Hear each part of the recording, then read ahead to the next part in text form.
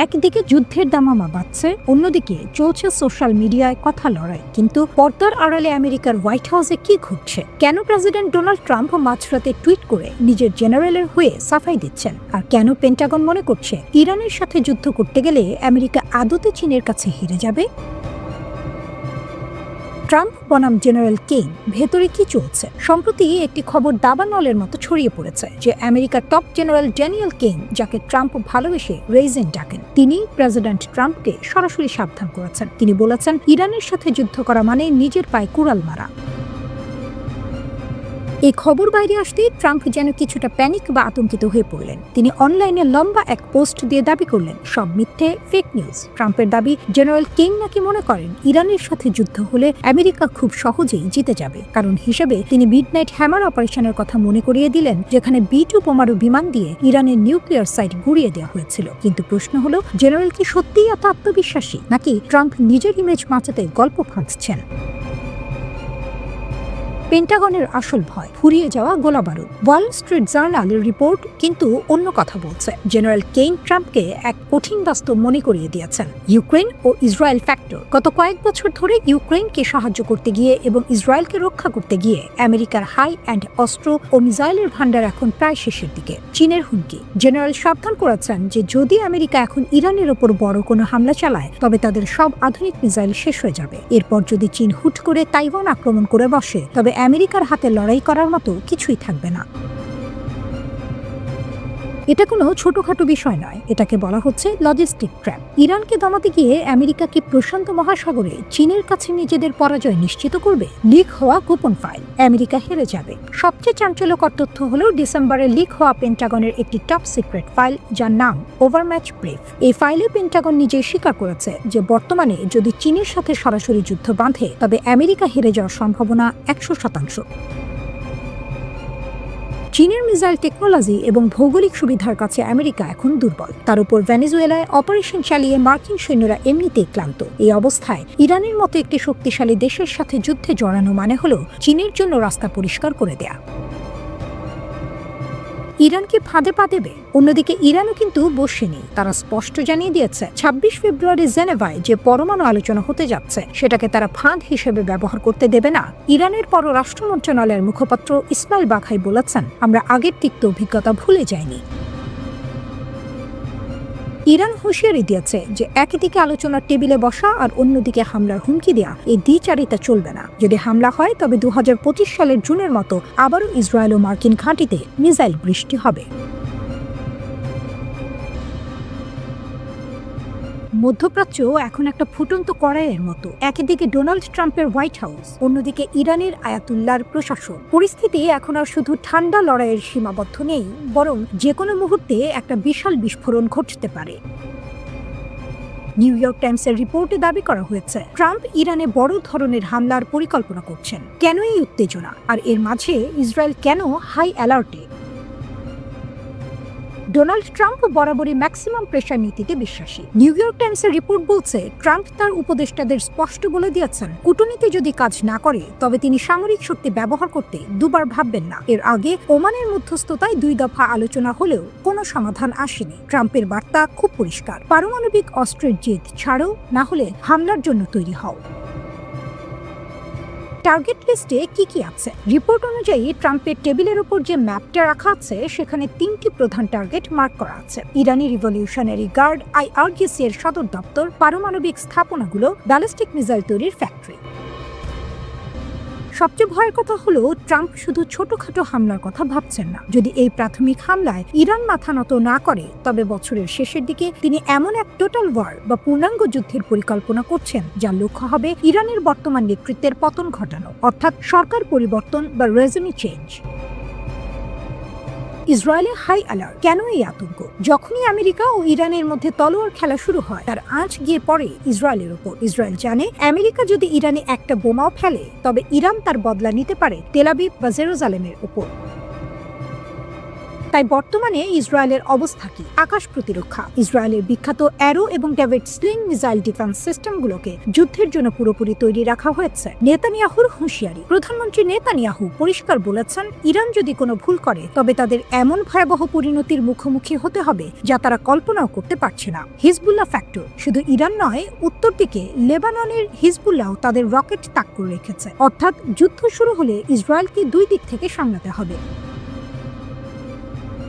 আসল চ্যালেঞ্জ সংখ্যা বনাম প্রযুক্তি। এখানে একটা টেকনিক্যাল বিষয় বোঝার চেষ্টা করুন। ইসরায়েলি ডিফেন্স সিস্টেম হয়তো দুনিয়ার সেরা, কিন্তু বিশ্লেষকরা চিন্তিত অন্য কারণে। ইরানের হাতে 2 থেকে 3,000 ব্যালিস্টিক মিসাইল আছে। যদি ইরান একসাথে 500 বা 1000 মিসাইল আর ড্রোন ছুড়ে দেয়, তবে পৃথিবীর কোনো ডিফেন্স সিস্টেমে 100% সুরক্ষা দিতে পারবে না। একে বলা হয় স্যাচুরেশন অ্যাটাক, অর্থাৎ এত বেশি সংখ্যায় হামলা চালানো যে ডিফেন্স সিস্টেমের মাথা গুলিয়ে যায়। 2006 সাল হতে পারে মধ্যপ্রাচ্যের ইতিহাসের সবচেয়ে রক্তক্ষয়ী বছর। ট্রাম্প কি সত্যিই যুদ্ধের বোতাম টিপবেন, নাকি এটা কেবলই দর কষাকষির একটা কৌশল? মধ্যপ্রাচ্যে এখন এক অদ্ভুত নীরব উত্তেজনা। বাইরে থেকে দেখলে মনে হতে পারে আলোচনা চলছে, কূটনীতি এগোচ্ছে, কিন্তু ভেতরে ভেতরে বারুদের স্তূপ জমছে। যুক্তরাষ্ট্র ও ইরান ধীরে ধীরে একটি সম্ভাব্য পারমাণবিক চুক্তির দিকে এগোচ্ছে, তবে এই পথ মোটেও মসৃণ নয়। ঠিক এই সময়ে তুরস্ক কড়া সতর্কবার্তা দিয়েছে, যদি আলোচনার পরিধি বাড়ানো হয় তাহলে পুরো অঞ্চল আরেকটি যুদ্ধে জড়িয়ে পড়তে পারে। তুরস্কের পররাষ্ট্রমন্ত্রী হাকান ফিদান বলেছেন, ওয়াশিংটন ও তেহরান দুই পক্ষই আপোষের ইঙ্গিত দিচ্ছে। যুক্তরাষ্ট্র নাকি নির্দিষ্ট সীমার মধ্যে ইরানের ইউরেনিয়াম সমৃদ্ধকরণ মেনে নিতে রাজি। অন্যদিকে ইরানও বুঝেছে একটি চুক্তি তাদের প্রয়োজন, কিন্তু ফিদানের স্পষ্ট সতর্কতা, এই আলোচনা যদি পারমাণবিক কর্মসূচির বাইরে গিয়ে ইরানের ব্যালিস্টিক ক্ষেপণাস্ত্র কর্মসূচি বা আঞ্চলিক জোটের দিকে বাড়ানো হয় তাহলে কূটনীতি ভেঙে পড়বে। তিনি বলেছেন, মধ্যপ্রাচ্য আরেকটি যুদ্ধ সহ্য করতে পারবে না, এমনকি সামরিক হামলা হলেও ইরানের সরকার পরিবর্তন হবে, এই ধারণাও তিনি নাকচ করেছেন। তার যুক্তি, অবকাঠামো ধ্বংস হতে পারে, কিন্তু রাজনৈতিক ব্যবস্থা টিকে থাকবে।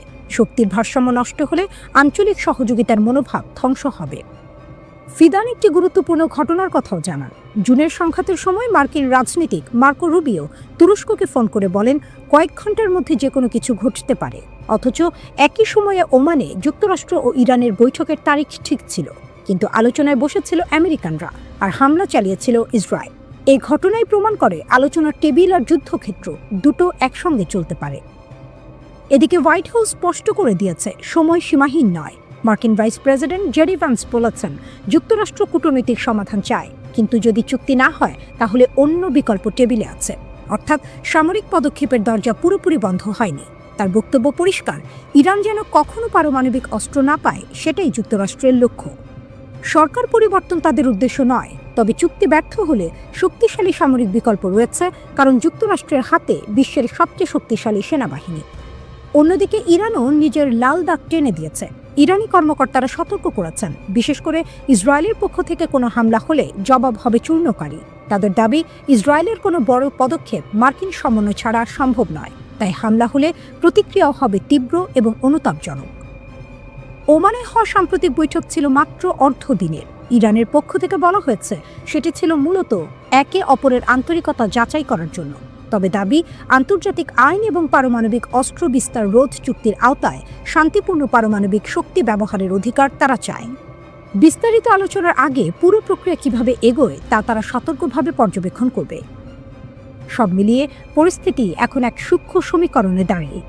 একদিকে সম্ভাব্য সমঝোতা হাতের নাগালে, অন্যদিকে একটি ভুল শব্দ, একটি ভুল পদক্ষেপ, একটি ভুল সময় সবকিছু ভেঙে দিতে পারে।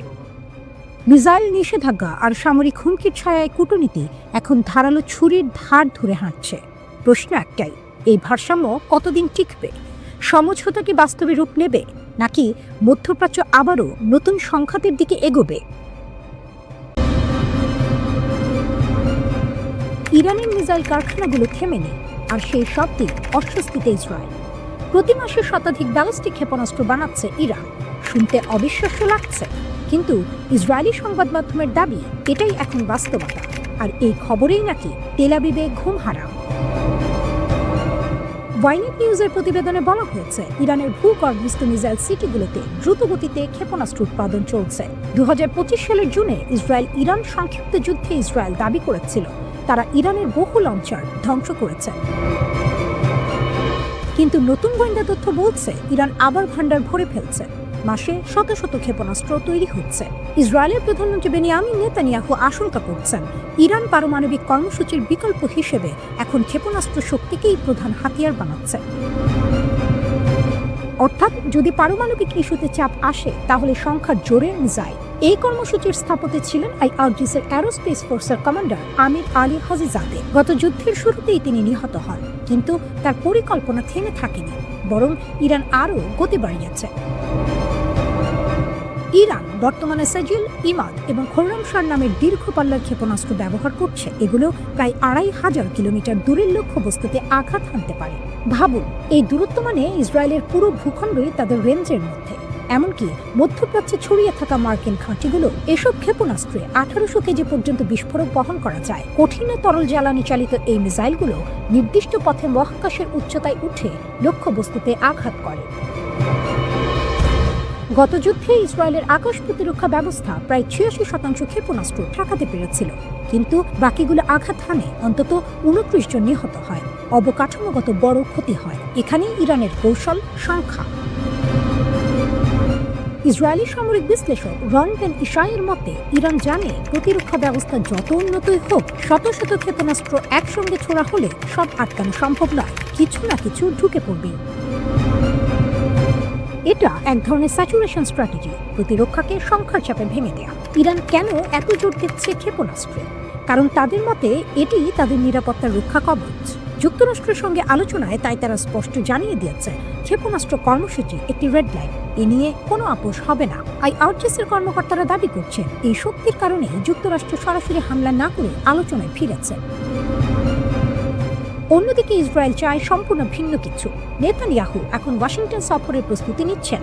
তিনি চাইছেন প্রেসিডেন্ট ডোনাল্ড ট্রাম্প ইরানকে কোনো ছাড় না দেন। তার যুক্তি, ইরান এখন তুলনামূলক দুর্বল অবস্থায় আছে, এটাই সময় তাদের ক্ষেপণাস্ত্র কর্মসূচি থামানো। ইসরায়েলের ধারণা শুধু পারমাণবিক সমঝোতা যথেষ্ট নয়, যদি মিসাইল শক্তি অক্ষত থাকে তাহলে হুমকি থেকেই যাবে। এদিকে ইরান অতীতেও ক্ষেপণাস্ত্র শক্তির প্রদর্শন করেছে। ২০১৯ সালে সৌদি আরবের আরামকো তেল স্থাপনায় হামলা, ২০২৪ সালে ইরাকের কুর্দিস্তানে তথাকথিত মোসাদ ঘাঁটিতে আঘাত, কাতার, ইরাক, পাকিস্তান বিভিন্ন জায়গায় তারা বার্তা দিয়েছে।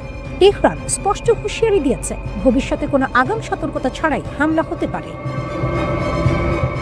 একদিকে দ্রুত ক্ষেপণাস্ত্র উৎপাদন, অন্যদিকে প্রতিরক্ষা ব্যবস্থার উন্নয়ন, উপরে কূটনৈতিক আলোচনা, নিচে সামরিক প্রস্তুতি। এই মুহূর্তে মধ্যপ্রাচ্য যেন এক বারুদের স্তূপের ওপর দাঁড়িয়ে।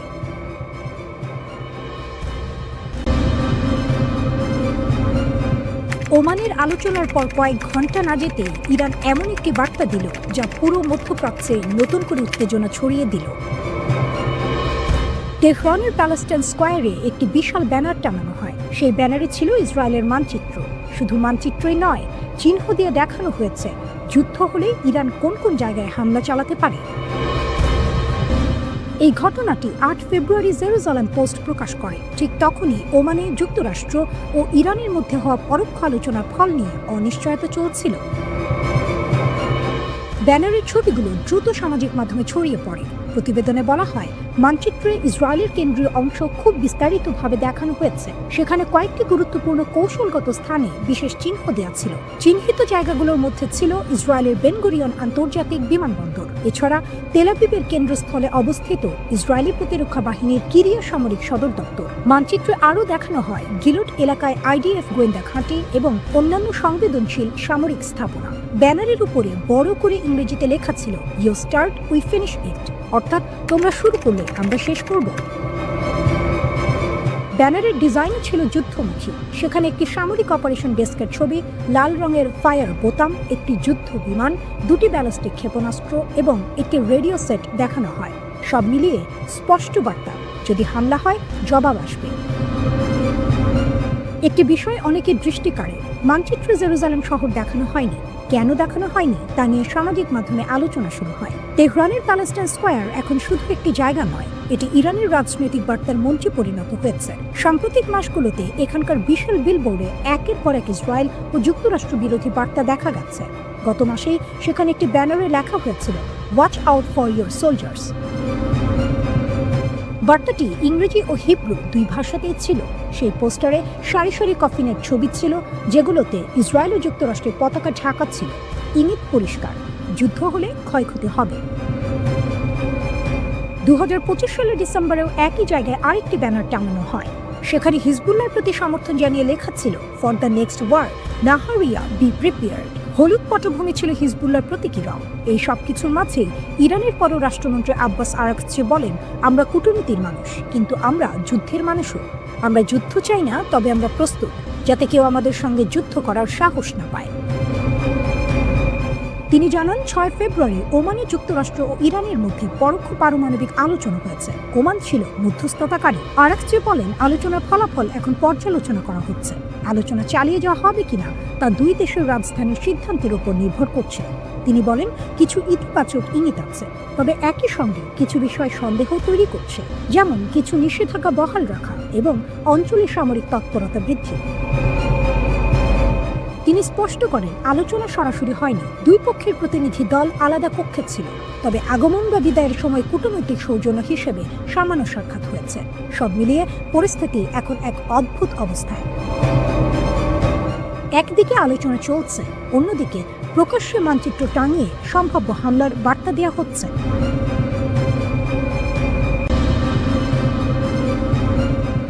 চীন কি নীরবে আমেরিকার নিউক্লিয়ার ব্যারার ভিতরে ঢুকে পড়েছে?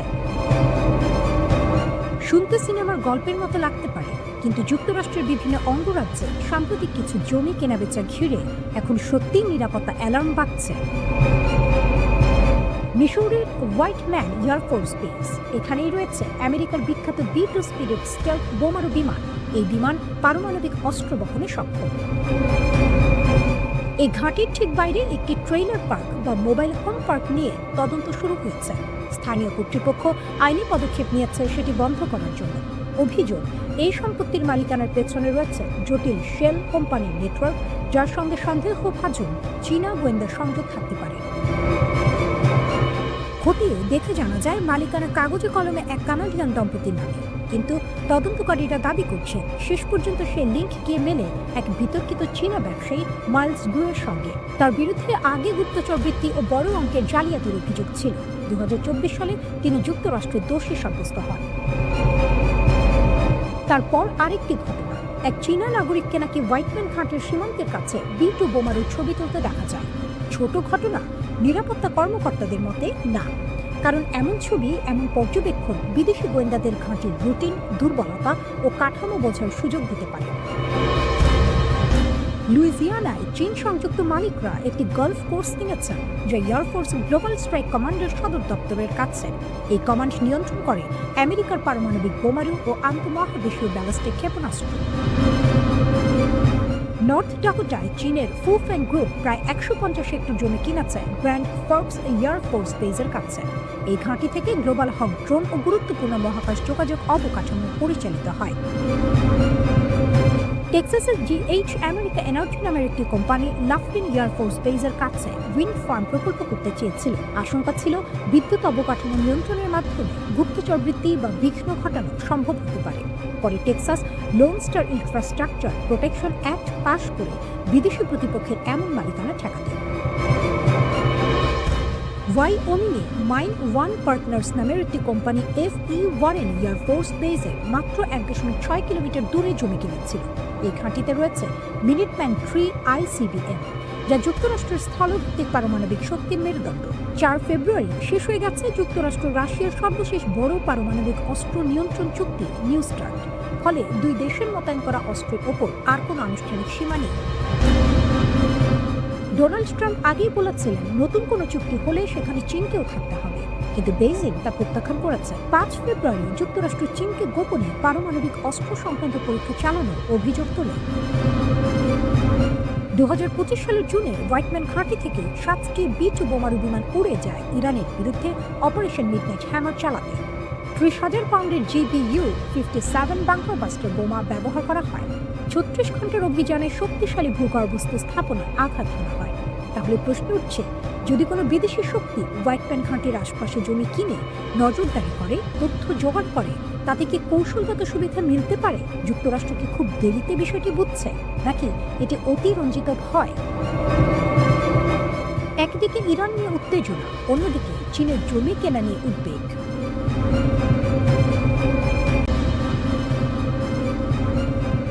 মিসাইল নয়, বিস্ফোরণ নয়, আকাশে কোনো ধ্বংসাবশেষও নয়, তবুও হঠাৎ করে একটি স্যাটেলাইট অচল হয়ে যেতে পারে। শুনতে সাইফাই সিনেমার মতো লাগছে, তাই না? কিন্তু সাম্প্রতিক দাবি বলছে চীন এমন একটি প্রযুক্তি তৈরি করেছে যা নাকি মহাকাশে থাকা স্যাটেলাইটকে চুপচাপ অক্ষম করে দিতে পারে উচ্চ ক্ষমতার মাইক্রোওয়েভ দিয়ে। চীনের north West institute of nuclear technology দাবি করেছে তার একটি নতুন পালস পাওয়ার ড্রাইভার তৈরি করেছে, নাম TPG-1000CS। দৈর্ঘ্য প্রায় 4 মিটার, ওজন প্রায় 5 টন। আগের প্রজন্মের সিস্টেমের তুলনায় অনেক ছোট ও বহনযোগ্য। দাবি করা হচ্ছে এই ডিভাইস 1 মিনিটে প্রায় 2 লাখ উচ্চ শক্তির পালস তৈরি করতে পারে, আর সর্বোচ্চ শক্তি 20 গিগাওয়াট পর্যন্ত বৈদ্যুতিক পালস। এই সংখ্যা কেন গুরুত্বপূর্ণ? প্রতিরক্ষা বিশ্লেষকদের মতে মাত্র 1 গিগাওয়াট ফোকাসড মাইক্রোওয়েভ শক্তি নাকি নিম্ন কক্ষপথের স্যাটেলাইটকে গুরুতরভাবে ক্ষতিগ্রস্ত করতে পারে। সেখানে যদি 20 গিগাওয়াট হয় তাহলে সেটি অনেক বড় লাভ। কিন্তু এখানে একটি বিষয় মনে রাখা জরুরি, এইসব তথ্য মূলত চীনা সূত্রের দাবি, স্বাধীনভাবে যাচাই করা হয়নি। এখন প্রশ্ন, মাইক্রোওয়েভ অস্ত্র কেন এত আলোচনায়? প্রচলিত অ্যান্টি স্যাটেলাইট মিসাইল যদি কোনো স্যাটেলাইট ধ্বংস করে তাহলে মহাকাশে বিপুল পরিমাণ ধ্বংসাবশেষ তৈরি হয়। সেই ধ্বংসাবশেষ উচ্চ গতিতে ঘুরতে থাকে এবং অন্য স্যাটেলাইটকেও আঘাত করতে পারে, এমনকি আক্রমণকারী দেশের স্যাটেলাইটও ঝুঁকিতে পড়ে। মাইক্রোওয়েভ অস্ত্রের ধারণা আলাদা। এটি সরাসরি বিস্ফোরণ ঘটায় না, বরং শক্তিশালী ইলেকট্রোম্যাগনেটিক পালস দিয়ে স্যাটেলাইটের ইলেকট্রনিক্স পুড়িয়ে দিতে পারে।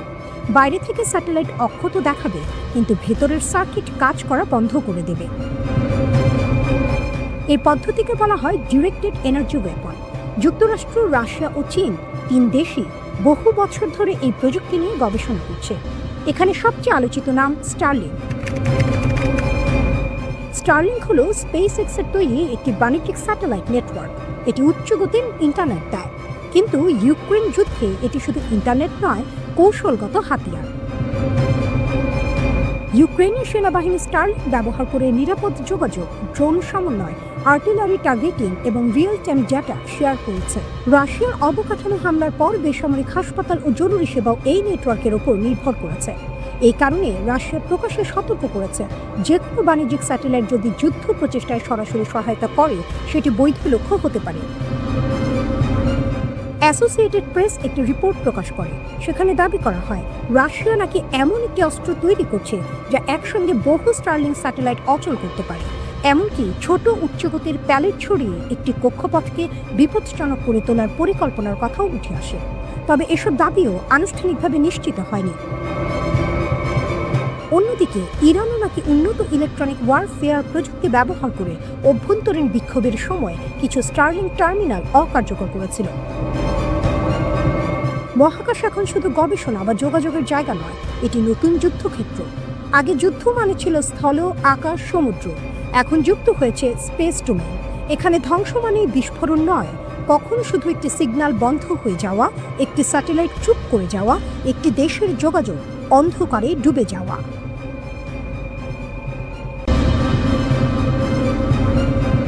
একটা সময় ছিল মার্কিন স্টেলথ যুদ্ধ বিমান মানেই ভয়, রাডারে ধরা পড়ে না, চুপচাপ ঢুকে পড়ে, হামলা করে বেরিয়ে যায়।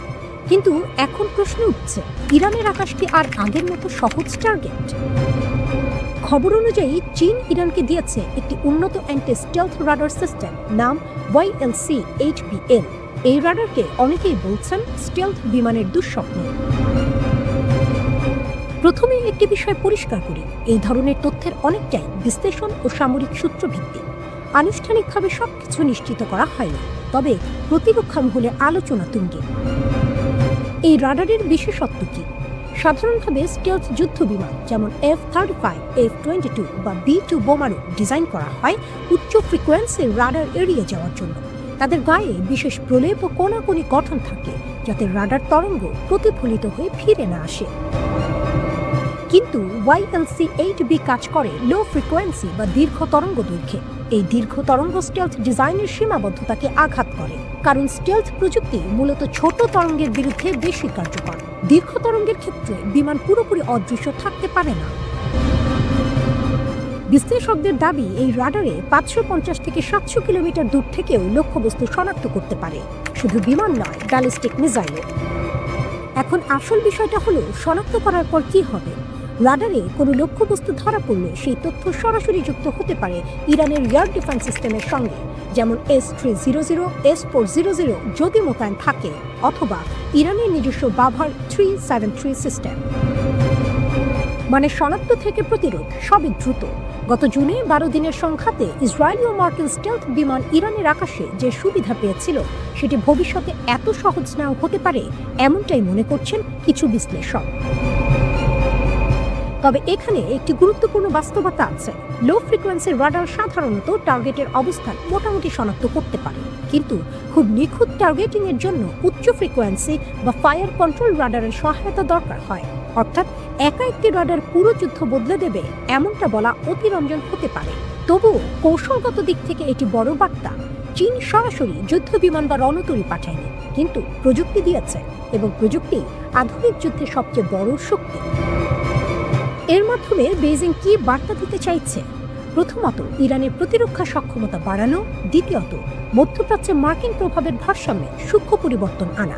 তৃতীয়ত, দেখানো চীন শুধু অর্থনৈতিক শক্তি নয়, সামরিক প্রযুক্তিতেও বড় খেলোয়াড়। রাশিয়া আগেই ইরানকে বিভিন্ন প্রতিরক্ষা সহায়তা দিয়েছে।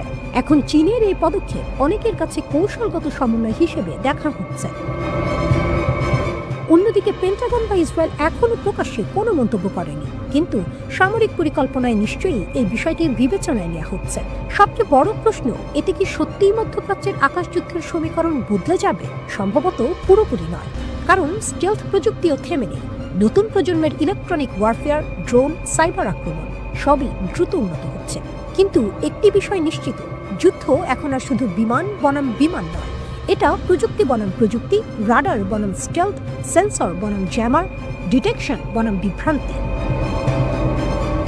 ইরানের আকাশ হয়তো এখন আগের চেয়ে বেশি সুরক্ষিত, কিন্তু তার মানে এই নয় যে সেটি পুরোপুরি অজেয়। শেষ পর্যন্ত আধুনিক যুদ্ধের সমীকরণ বদলায় ধীরে ধীরে। একটি প্রযুক্তি আসে, আরেকটি তার মোকাবিলায় তৈরি হয়।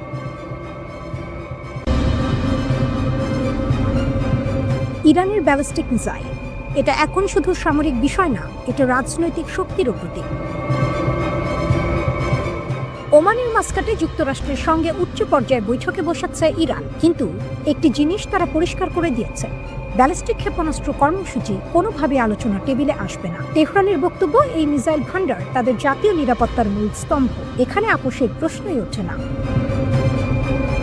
কেন এত কঠোর অবস্থান? পশ্চিমা গোয়েন্দা সংস্থাগুলোর তথ্য অনুযায়ী ইরানের হাতে বর্তমানে 3000-এরও বেশি ব্যালিস্টিক ক্ষেপণাস্ত্র রয়েছে। এদের মধ্যে অনেকগুলোর পাল্লা প্রায় 2000 কিলোমিটার বা তারও বেশি। মানে কি, পুরো ইসরায়েল, উপসাগরীয় অঞ্চল এবং মধ্যপ্রাচ্যে থাকা মার্কিন সামরিক ঘাঁটি সবই এই মিসাইলের আওতায়।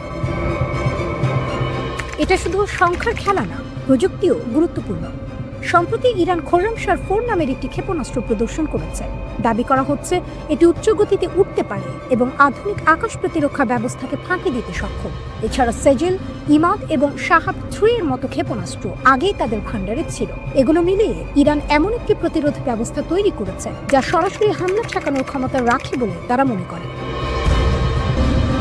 2025 সালের জুন মাসে ইসরায়েলের সঙ্গে 12 দিন ব্যাপী সংঘাত এই শক্তির বাস্তব পরীক্ষা হয়ে দাঁড়ায়। ইসরায়েল বলেছিল তারা ইরানের বহু লঞ্চার ধ্বংস করেছে, কিন্তু যুদ্ধের ফলাফল বিশ্লেষণ করলে দেখা যায় ইরানের একাধিক ক্ষেপণাস্ত্র ইসরায়েলের অত্যাধুনিক আকাশ প্রতিরক্ষা ভেদ করে কেন্দ্র ও উত্তরাঞ্চলে আঘাত হেনেছিল। এই সংঘাতের পর আন্তর্জাতিক বিশ্লেষকদের ধারণা, ইরান তাদের ক্ষেপণাস্ত্র কর্মসূচি আরও দ্রুত গতিতে এগিয়েছে। বিভিন্ন গোয়েন্দা প্রতিবেদনে বলা হচ্ছে তেহরান এখন প্রতি মাসে কয়েকশো ব্যালিস্টিক মিসাইল তৈরি করতে পারে। আরেকটি গুরুত্বপূর্ণ বিষয় হলো তাদের মিসাইল সিটি। এগুলো ভূগর্ভস্থ বিশাল টানেল নেটওয়ার্ক, যেখানে ক্ষেপণাস্ত্র সংরক্ষণ করা হয়। ফলে বিমান হামলা করলেও সব ধ্বংস করা কঠিন। অর্থাৎ শুধু অস্ত্র নয়, সংরক্ষণ ব্যবস্থাও কৌশলগতভাবে শক্তিশালী করা হয়েছে। এবার আসি কূটনীতির দিকে। বর্তমান ট্রাম্প প্রশাসন ওমান আলোচনায় ইরানের সাথে 5টি কঠিন শর্ত দিয়েছে। এর মধ্যে রয়েছে ব্যালিস্টিক ক্ষেপণাস্ত্র কর্মসূচি পুরোপুরি বন্ধ করা। কিন্তু সামরিক বিশেষজ্ঞদের মতে এই ক্ষেপণাস্ত্রগুলোই ইরানের প্রধান প্রতিরক্ষা ঢাল, কারণ ইরানের বিমান বাহিনী তুলনামূলকভাবে দুর্বল এবং আধুনিক যুদ্ধ বিমান কম। তাই দূরপাল্লার ক্ষেপণাস্ত্রই তাদের সবচেয়ে কার্যকর প্রতিরোধ ব্যবস্থা। এই বাস্তবতায় ইরান যদি মিসাইল কর্মসূচি ছেড়ে দেয় তাহলে তারা সরাসরি বিদেশি আক্রমণের ঝুঁকিতে পড়তে পারে, এমনটাই মনে করছেন অনেক বিশ্লেষক। ইরানি কর্মকর্তারাও স্পষ্ট করে দিয়েছেন এই ইস্যুতে চাপ দিলে আলোচনা ভেস্তে যেতে পারে। অর্থাৎ কূটনৈতিক সমাধানের দরজা বন্ধ হয়ে গেলে মধ্যপ্রাচ্যে নতুন করে বড় অস্থিরতা তৈরি হতে পারে। ইরানের ব্যালিস্টিক মিসাইল ভান্ডার শুধু বড় নয়, কৌশলগতভাবেও গুরুত্বপূর্ণ। এটি তাদের প্রতিরোধ নীতির কেন্দ্রবিন্দু। নিষেধাজ্ঞা, আঞ্চলিক সংঘাত এবং আন্তর্জাতিক চাপ সবকিছুর মাঝেও তেহরান এই কর্মসূচি আরও শক্ত করেছে।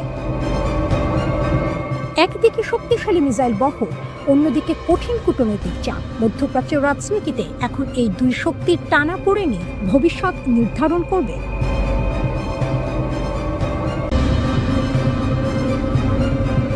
মধ্যপ্রাচ্যে যুদ্ধের আশঙ্কা যত বাড়ছে, একটি প্রশ্ন তত জোরে উঠছে: ইরানকে আক্রমণ করা কি সত্যি এত সহজ? 2025 সালের জুনে 12 দিনের যুদ্ধে ইসরায়েল ইরানের আকাশ সীমায় বড় ধরনের আধিপত্য দেখিয়েছিল। ইরানের আকাশ প্রতিরক্ষা ব্যবস্থাও ক্ষতিগ্রস্ত হয়। শীর্ষ সামরিক কমান্ডারদের গুপ্ত হত্যা করা হয়। লেবানন ও গাজায় ইরানপন্থী গোষ্ঠীগুলোকেও দুর্বল করা হয়। উপর থেকে দেখলে মনে হতে পারে ইরান দুর্বল হয়ে গেছে, কিন্তু বাস্তবতা এত সরল না।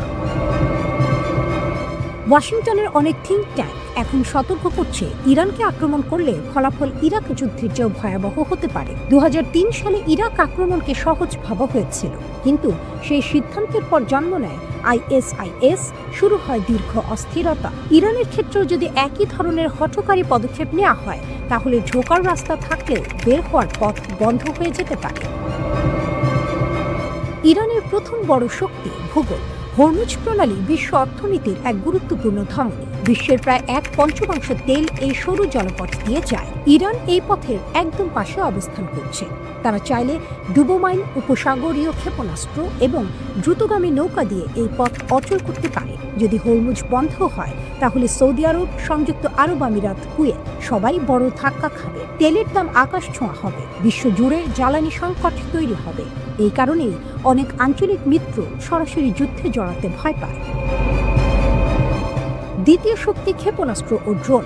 ইরানের বিমান বাহিনী হয়তো আধুনিক না, কিন্তু তাদের ক্ষেপণাস্ত্র ভান্ডার বিশাল। 2025 সালের যুদ্ধে তারা প্রায় 500টি ক্ষেপণাস্ত্র ছুড়েছিল ইসরায়েলের দিকে।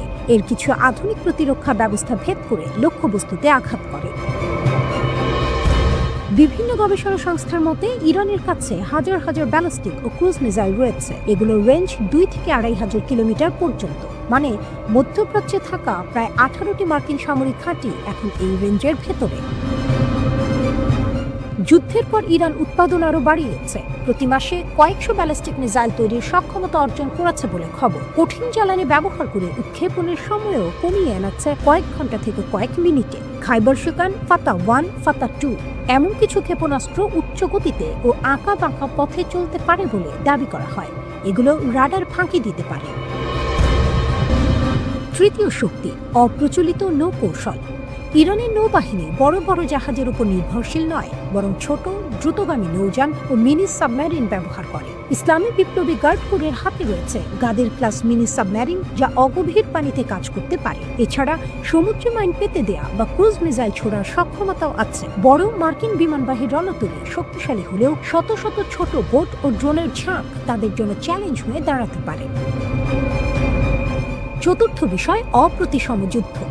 ইরান সরাসরি মুখোমুখি যুদ্ধে যুক্তরাষ্ট্রকে হারাতে পারবে না, এটা তারা জানে। কিন্তু তারা প্রতিপক্ষকে এমন ক্ষতি করতে পারে যা রাজনৈতিকভাবে অসহনীয় হয়ে উঠবে। কয়েক হাজার সেনা হতাহতের ঝুঁকি, তেল অবকাঠামো ধ্বংস, আঞ্চলিক অস্থিরতা, এসবের প্রভাব শুধু যুদ্ধক্ষেত্রে সীমাবদ্ধ থাকবে না।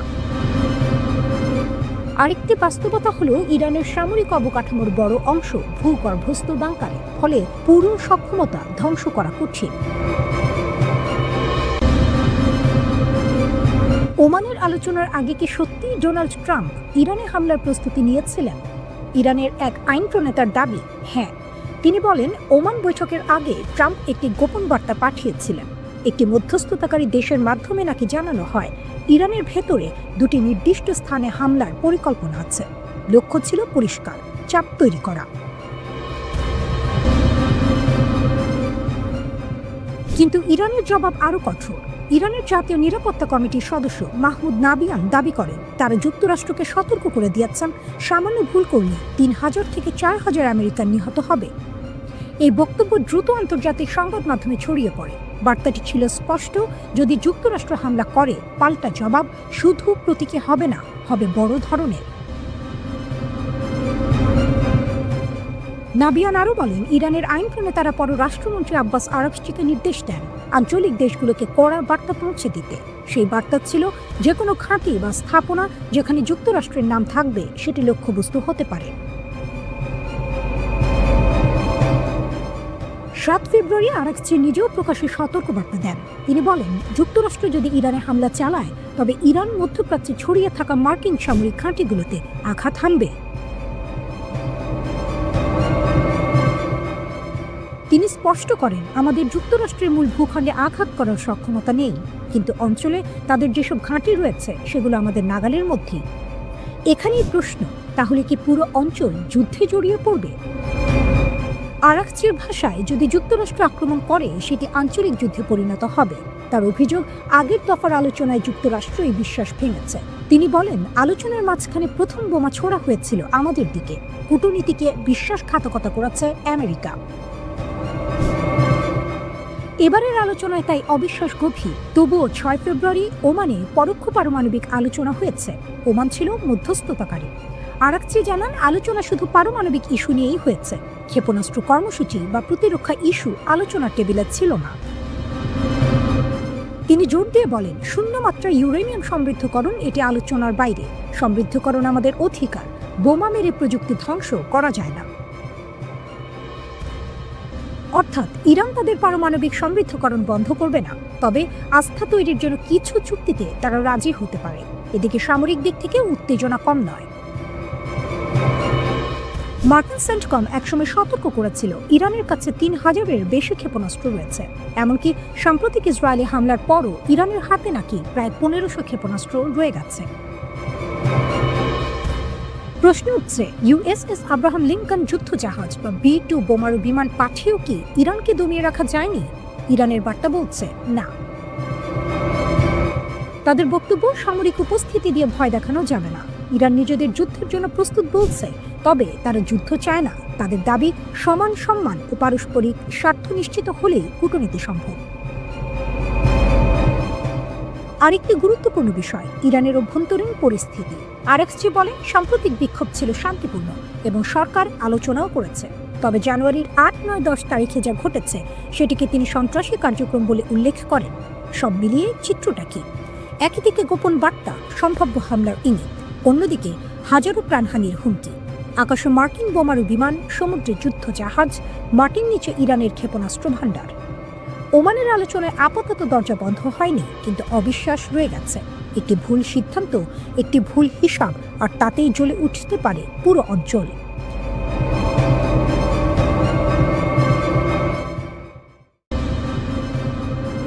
আলোচনা চলছে, হাত মেলানো হচ্ছে, হাসি বিনিময় হচ্ছে, কিন্তু প্রশ্নটা রয়ে গেছে, ইরান আর যুক্তরাষ্ট্রের মধ্যে যুদ্ধ কি সত্যিই এড়ানো যাবে? ওমানের রাজধানী মাস্কাটে দুই দেশের মধ্যে এক দফা পরোক্ষ আলোচনা হয়েছে, সরাসরি মুখোমুখি নয়, মধ্যস্থতাকারীর মাধ্যমে। এটিকে কেউ কেউ ইতিবাচক শুরু বলছেন। ইরানের প্রেসিডেন্ট মাসুদ পেজেশকিয়ান বলেছেন, এটি এক ধাপ অগ্রগতি। তার ভাষায়, ইরান সম্মানের বদলে সম্মান দেয়, কিন্তু মাটির নিচে, সমুদ্রের ওপরে, আকাশের ভেতরে চিত্রটা আলাদা। মার্কিন প্রেসিডেন্ট ডোনাল্ড ট্রাম্পের প্রশাসন ইরানের পারমাণবিক কর্মসূচি এবং অভ্যন্তরীণ বিক্ষোভের অজুহাতে অঞ্চলের সামরিক উপস্থিতি বাড়িয়েছে। পারস্য উপসাগরে এসেছে বিমানবাহী রণতরী ইউএসএস আব্রাহাম লিঙ্কন, সঙ্গে ডজন খানেক F-15 যুদ্ধবিমান, উন্নত ড্রোন, নজরদারি ব্যবস্থা। এটা কি কেবল চাপ সৃষ্টি নাকি প্রস্তুতি? ইরানের পররাষ্ট্রমন্ত্রী আব্বাস আরাগচি স্পষ্ট করে দিয়েছেন, মার্কিন নৌবহর দেখে তারা ভয় পাচ্ছে না। তার ভাষায়, যুদ্ধ চাপিয়ে দেওয়া হলেও আমরা আমাদের ইউরেনিয়াম সমৃদ্ধকরণ কর্মসূচি থেকে এক চুলো সরব না। অর্থাৎ পারমাণবিক ইস্যুতে আপোষ খুব সীমিত। এখানেই মূল সংঘাত। ওয়াশিংটন চায় ইরান শুধু পারমাণবিক কর্মসূচি নয়, ব্যালিস্টিক ক্ষেপণাস্ত্র কর্মসূচি এবং আঞ্চলিক সশস্ত্র গোষ্ঠীগুলোর সমর্থন নিয়েও আলোচনা করুক। ইসরায়েলও একই দাবি তুলছে, কিন্তু তেহরান বলছে মিসাইল ও প্রতিরক্ষা ইস্যু আলোচনার বাইরে। তাদের যুক্তি, প্রতিরক্ষা সক্ষমতা কোনো দর কষাকষির বিষয় নয়। আরেকদিকে আছে নিষেধাজ্ঞা। ইরান চায় অর্থনৈতিক অবরোধ তুলে নেওয়া হোক, বিনিময়ে তারা পারমাণবিক কর্মসূচিতে কিছু স্বচ্ছতা আনতে পারে। কিন্তু প্রশ্ন, বিশ্বাসের ঘাটতি কি এত সহজে পূরণ হবে? আরাকচির অভিযোগ, যুক্তরাষ্ট্র একদিকে নিষেধাজ্ঞা বজায় রাখছে, সামরিক শক্তি বাড়াচ্ছে, আবার অন্যদিকে আলোচনার প্রস্তাব দিচ্ছে।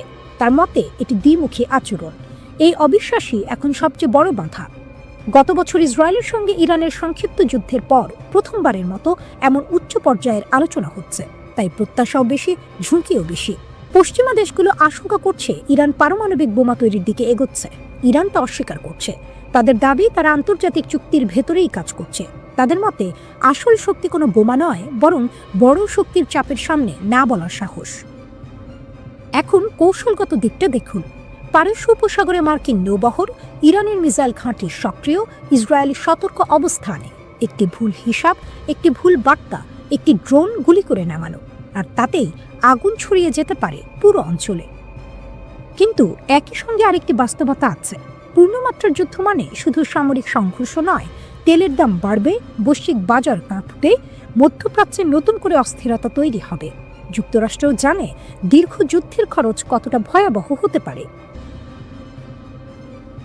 মধ্যপ্রাচ্যের মানচিত্রে একটি জিনিস খুব স্পষ্ট। এখানে ছড়িয়ে ছিটিয়ে আছে মার্কিন সামরিক ঘাঁটি। কাতার, বাহরাইন, কুয়েত, সংযুক্ত আরব আমিরাত, ইরাক, জর্ডান, প্রায় সব জায়গাতেই কোনো না কোনোভাবে আমেরিকার সামরিক উপস্থিতি আছে। প্রশ্ন হলো কেন? আমেরিকার যুক্তি খুব পরিষ্কার, এগুলো নাকি আঞ্চলিক স্থিতিশীলতা বজায় রাখার জন্য। কিন্তু সমালোচকদের মতে এই ঘাঁটিগুলো আসলে মার্কিন প্রভাব ও শক্তির লঞ্চ প্যাড। এখান থেকে ইরাক যুদ্ধ, সিরিয়া অভিযান, আফগানিস্তানে অপারেশন সবকিছু পরিচালিত হয়েছে। এখন যদি ইরানকে কেন্দ্র করে সম্ভাব্য বড় কোনো সংঘাত শুরু হয়, তাহলে অনেক বিশ্লেষক মনে করেন হামলার বড় অংশ আসবে এই ঘাঁটিগুলো থেকেই। আর ঠিক এখানেই ইরানের জন্য তৈরি হয়েছে এক নতুন সমীকরণ। ইরানের পররাষ্ট্রমন্ত্রী আব্বাস আরাকচি স্পষ্ট হুঁশিয়ারি দিয়েছেন, ইরানের ওপর হামলা হলে পশ্চিম এশিয়ায় থাকা মার্কিন সামরিক ঘাঁটিগুলোকে লক্ষ্যবস্তু করা হবে। এটা শুধু রাজনৈতিক বক্তব্য নয়, এর পেছনে রয়েছে সরাসরি সামরিক হিসাব নিকাশ।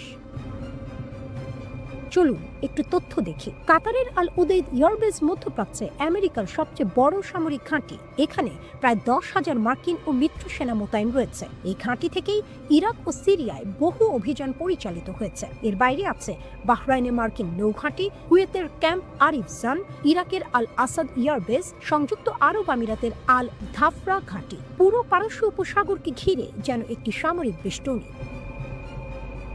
কিন্তু এই বেষ্টনীর একটি বড় দুর্বলতা আছে। এই ঘাঁটিগুলোর বেশিরভাগই ইরানের খুব কাছাকাছি। যেমন আল উদেইদ ঘাঁটি ইরান থেকে মাত্র 190 থেকে 300 কিলোমিটার দূরে, মানে পারস্য উপসাগরের একদম ওপারে। এই দূরত্ব ইরানের স্বল্প পাল্লার ব্যালিস্টিক ক্ষেপণাস্ত্র বা ড্রোনের জন্য কোনো বড় বিষয় নয়।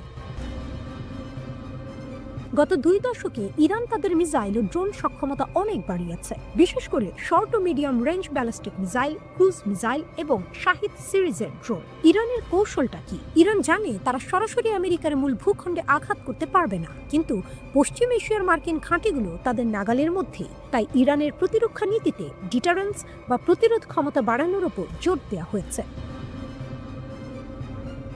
অর্থাৎ বার্তাটা খুব সোজা, আমাদের উপর হামলা করলে খরচটা আপনাদেরকেও দিতে হবে। 2025 সালে একটি বড় উত্তেজনার সময় ইরান কাতারের আল উদেইদ ঘাঁটির দিকে ক্ষেপণাস্ত্র ছুড়েছিল বলে খবর প্রকাশিত হয়। আবার মার্কিন রণতরীকে লক্ষ্য করে শাহেদ 139 ড্রোন ব্যবহারের ঘটনাও সামনে আসে। এসব পদক্ষেপের মাধ্যমে ইরান দেখাতে চায় তারা শুধু কথা বলছে না, সক্ষমতাও রাখে।